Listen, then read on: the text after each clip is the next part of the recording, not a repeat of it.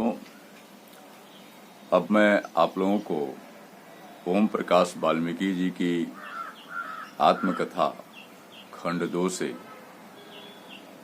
कुछ उनके पाठ आपको सुनाने जा रहा हूँ, जिसे सुनकर आप रोमांचित हो उठेंगे। और मैं इसके पहले बता दूं कि मैंने पार्ट 1 में खंड 1 का परिचय मैंने दिया है। खंड 2 यानी 2 से पार्ट 2 में मैंने उनका जो पुस्तक है जूठन, उसका मैंने परिचय दिया है और कुछ बताया भी है आप लोगों को। अब मैं अगले पार्ट में खंड 2 से आपको कुछ बातें उनकी वाचन करके सुनाऊंगा। और हाँ, एक बात और मैं आपसे बता दूं कि यदि आप मेरे चैनल को अब तक सब्सक्राइब नहीं किए हैं तो इस तरह के साहित्य के, चाहे जिस समाज के हों, वाल्मीकि समाज के, खटिक समाज के, यादव समाज के, भरपासी खटिक के समाज के, या क्षत्रिय समाज के, ब्राह्मण समाज के, जो भी अगर आप अच्छी जानकारी जानना चाहते हैं और उन लोगों द्वारा लिखी हुई अच्छी प्रोग्रेसिव पुस्तकों के विषय में कुछ ज्ञान हासिल करना चाहते हैं, तो मेरे चैनल को अवश्य आप सब्सक्राइब कर लें। और देखिए, लाइक अवश्य करें, उसमें कुछ पैसा ऐसा नहीं लगता है, लेकिन हमारा उत्साहवर्धन होगा। और कुछ आप टिप्पणी भी करते हैं जो भी आप उचित समझें, तो उससे भी मुझे लाभ होगा। इसी के साथ आइए पार्ट 3 खंड 2 से। अपने को तमाम प्रोग्रेसिव कहने वाले लोग भी इस दंश से देने में कहीं पीछे नहीं हैं। आइए मैं इस विषय में उनके कुछ अनुभव को आपको इसी पुस्तक, इसी जूठन भाग 2 से आपको सामने रख रहा हूं, और देखिए इसको। वे देहरादून आ जाते हैं, ऑर्डिनेंस फैक्ट्री अटेंड कर लेते हैं, उनका सारा सामान महाराष्ट्र से आ जाता है। उनके सास ससुर के पास इतनी जगह नहीं है, एक झोपड़े में, झोपड़पट्टी में किसी तरीके से रहते हैं। लेकिन आने के बाद ये जिस माहौल में रह चुके थे, उस तरह का इनको रहने के लिए एक आवास चाहिए था।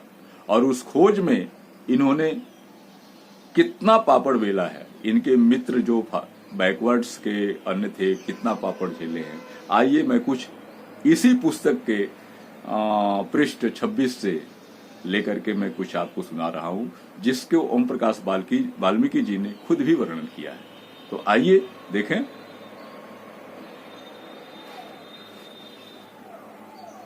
स्कूटर आ जाने से किराए के मकान ढूंढने की भागदौड़ भी आसान हो गई थी। हर रोज ऑफिस से आते ही करणपुर, डालनवाला क्रॉसिंग, अधोई वाला, डीएल रोड आदि जगहों पर मकान की तलाश जारी थी। सभी जगह मकान मालिक जब पूछताछ करते तो पहला सवाल जाति का ही पूछते थे। एक मकान पसंद आ गया था। मकान मालिक के किराए की बात भी हो गई थी। हम 4 लोग थे एक साथ। मकान मालिक ने अचानक पूछा, आप में से मकान किसे चाहिए? अनिल भारद्वाज ने मेरी ओर संकेत किया।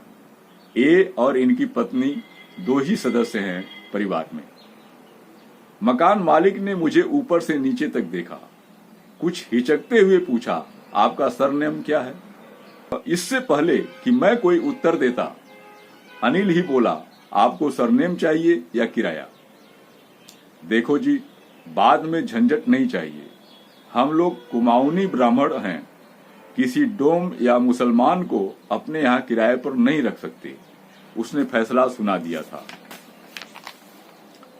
मैंने अनिल भारद्वाज का हाथ पकड़ा और चलने का इशारा किया। चलो अनिल, मुझे ऐसे संकीर्ण और बीमार लोगों के साथ नहीं रहना है। अच्छा ही हुआ इन्होंने अभी पूछ लिया, बाद में पूछते तो। धन्यवाद। मैं अनिल को जबरदस्ती बाहर खींच लाया था। वह लड़ने के मूड में दिख रहा था। उसके चेहरे की नसें फड़फड़ाने लगी थी। बाहर आकर मैंने उसे शांत रहने के लिए कहा, अनिल, इन सवालों को आप लोग आज सुन रहे हैं, लेकिन भाई हम तो पैदा होते ही इसे सिर्फ सुनते ही नहीं, इनकी ज्यादतियों को भी सहन करते हैं, क्योंकि इनको यह सब घुट्टी में पिलाकर बड़ा किया जाता है। ये सब देवभूमि के देवपुत्र हैं। भला मनुष्यों की इनके मन में क्या इज्जत होगी? इसलिए शांत रहो, समय बदलेगा। तुम्हारे जैसे लोग भी तो हैं इसी देश में, जो एक वाल्मीकि के लिए दर दर भटक रहे हैं। मुझे उनकी जरूरत नहीं है, मुझे तुम जैसे लोगों की जरूरत है, जो मेरे अपमान को अपना अपमान समझते हैं, मैंने गहरे क्षोभ के साथ कहा। महीना भर भटक कर भी मुझे किराए का मकान नहीं मिला था। फैक्ट्री आवासीय कॉलोनी में नए प्रोजेक्ट के आने से मकानों की कमी थी। नई आवासीय कॉलोनी बनने में अभी काफी समय था। अभी तो फैक्ट्री बनाने के लेआउट पर ही काम चल रहा था। आवासीय कॉलोनी तो अभी दूर की बात थी। जब शहर में मकान नहीं मिला तो छोटी छोटी दलित बस्तियों की ओर रुख किया। वहां कोई ढंग का मकान नहीं मिला। सबसे बड़ी समस्या शौचालयों की थी। वैसे और भी कई तरह की दिक्कतें थीं। कम सुविधाओं में रह लेने की मुझे आदत थी, लेकिन गत वर्षों में जिस तरह की साफ सफाई में रह रहा था वैसी नहीं मिल रही थी। साथ ही आसपास शांति हो ताकि लिखने पढ़ने का काम भी हो सके। मेरे सास ससुर जहां रहते थे वहां मकान मालिक से भी मैंने कहा था, आपके पास एक कमरा खाली पड़ा है, कुछ समय के लिए हमें किराए पर दे दें, हमारा काम चल जाएगा। लेकिन उसने भी सीधे सीधे ना कर दी थी। चंदा मन ही मन परेशान थी। माँ बाप के पास आकर रहने की उसकी खुशी धीरे धीरे खत्म होने लगी थी। चंद्रपुर में हम लोग सरकारी मकान में रहे थे, जो अच्छी जगह पर था और उसमें जगह भी काफी थी। एक अच्छा समय हमारा वहां बीता था।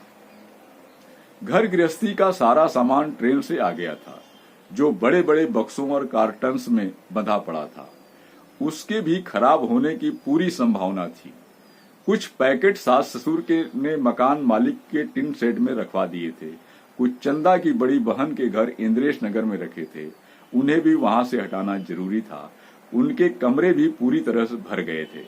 आखिर वहां भी कितने दिन सामान रख सकते थे? इन हालात से जूझते हुए मैं मकान की तलाश में लगा था।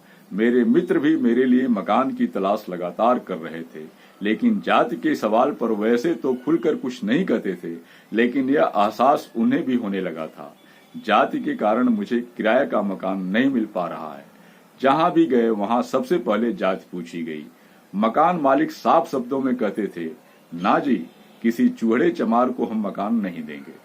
इस उत्तर पर उल्टे पांव लौटना पड़ता था। मन में ढेर सी कुंठाएं लेकर वापस आ जाते थे। तंग आकर मेरे कई मित्रों ने यह भी सुझाव दिया था, यार तेरे माथ पर लिखा है कि तू यस्सी है, मत बता, तुझे देखकर कोई कहेगा कि तू कौन है। लेकिन उनके ये तर्क मैं मानने के लिए कतई तैयार नहीं था। मैं झूठ बोलकर मकान नहीं लूंगा, चाहे जो भी स्थिति रहे। यदि आधुनिक कहे जाने वाले पढ़े लिखे लोगों के इस शहर देहरादून की यह हालत है, तो छोटे शहरों में तो दलितों को मकान मिलने का सवाल ही पैदा नहीं होता है। मेरे जैसे पढ़े लिखे व्यक्ति को यदि यह शहर स्वीकार करने को तैयार नहीं, तो शर्मिंदा मुझे नहीं, इस शहर को होना चाहिए। तो लंबा होने के भय से मैं इस पार्ट को यहीं रोक रहा हूं और अगले भाग के लिए मैं आपसे आग्रह करूंगा कि आप इस वीडियो का पार्ट 4 देखें। धन्यवाद।